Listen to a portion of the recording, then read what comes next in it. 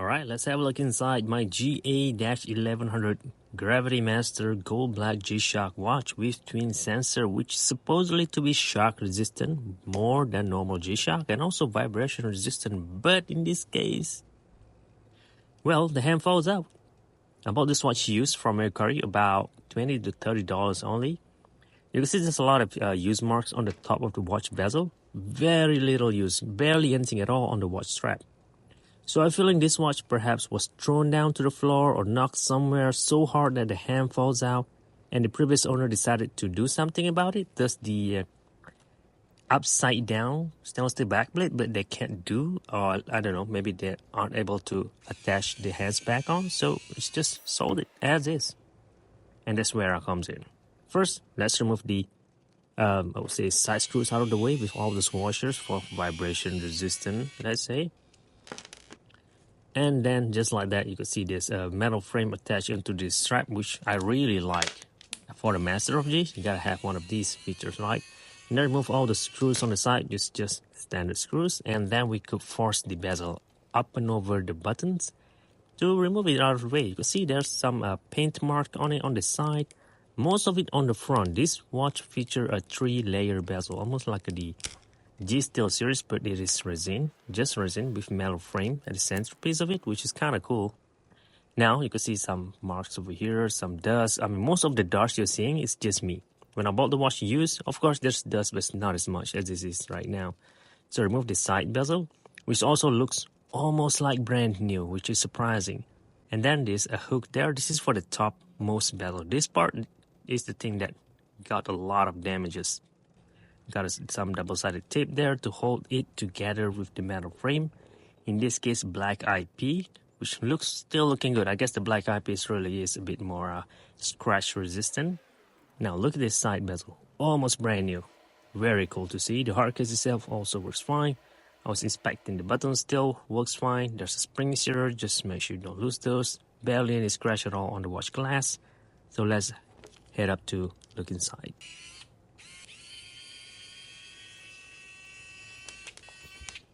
Alright, lift it up. Look at that. There's no, I would say, rust at all. Mount screw. There's the back cushioning still looking good. The gasket still looking good. The springs, I did not see any leak whatsoever. So this is not a circuit board issues, I hope. First thing, of course, we have to swap the battery just to make sure if everything else still works. I mean, this watch uses 2 battery, 927.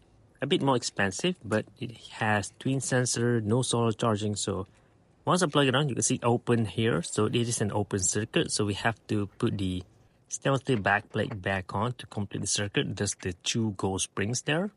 And just like that, you can see that digital display still works. Test the hand, the minute hand still works. The hour hand still works, but it got stuck because of the second hand got stuck there. So there's that. The sub dial still works. The mode indicator still works. So everything still works so far. There's no missing pixel whatsoever. So let's proceed to the next part. Remove this holder and then take the movement out of the way. And there's the second hand. So this is pretty much a gamble on my end. I found this again about $20 to $30 only. You know, it looks good. It looks brand new. I just gamble if I could plug this hand back in, and it's a good deal. If not, then this is a total loss because the hand is really important for a Master of G. Look at that. There's I would say a female part of this thing, like it holds there. So what to do is that we have to insert this to the shaft at the center, of course. And this process is insanely hard to do without any kind of magnification. So I'm doing this behind my camera while holding it with one hand and holding the second hand on another hand. So there's no stable surface here. I'm just eyeballing, and you can see the male part of this whole process on the center there. So what we have to do is plug it on there, okay?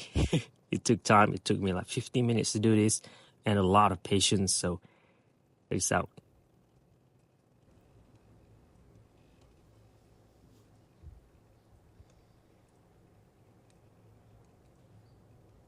Alright, just like so. Now, I did not notice this at first. Once I put the hand back on, what we have to do next is push a bit. Push it to lock it a little bit in place there. That's pretty much it. I guess that's why it falls out. And then as I'm doing this, the hands start moving, which is not supposed to move, I think, because the digital display is not working, but the hands is working. So instead of, taking the battery out, which gonna result in the hands falling back down again, I decided to just clip it, force it in, lock it in place as the hand is moving, which is not recommended, but yeah, I'm not gonna go through the hell again. I guess that's the reason why the previous owner decided to sold the watch as is, because without proper skills, tools, or modification, normal people are just not gonna be able to put the second hand back in. Now, for a shock-resistant G-Shock watch, this is surprising. I guess this is the reason why, despite this being called a Master of G, there's always a better Master of G out there, right? And I guess this is also the reason why you're not gonna find any most lower-end G-Shock with moving second hands on there. Also, the reason why Casio developed the carbon fiber hands, if I'm not mistaken, a much more lightweighted version after they released this watch to prevent this kind of issues. I think they know this issue existed. Anyway, I put the hands a bit more out of this me or from factory. It looks like a little bit off to the left, but it matched with the mini hand, so that's fine. And I tested out the function, and the alignment is still looking good. The minute hand matched with the digital time, so that's good. The sub-dial still works. The sensor still works as well, which is also pretty cool, right? Temperature sensor.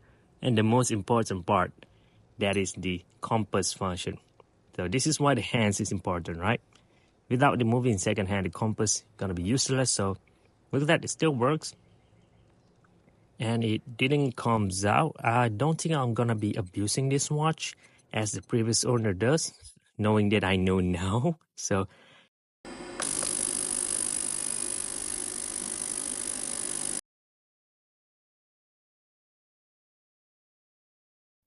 and that's pretty much it. Just clean it up with dishwashing detergent with some brushing. I have to use some acetone to remove the white paint marks on the top bezel. You can see a bit of damage on the sides there. I don't know what happened, man, but this watch had been gone through a lot. The screw still looks good. The glass still looks good. So let's put everything back in again and end the video right there. And of course, if you want to buy one of these G-Shock watch, if you have the skill, if you dare to do this kind of job, that's pretty much what I do every single day. I fix G-Shock watch or restore them as much as I can. And that's pretty much it. Hope you guys learned something for this video. Let me know down in the comments what you think. Okay, this is G-Shock High Fashion Channel. And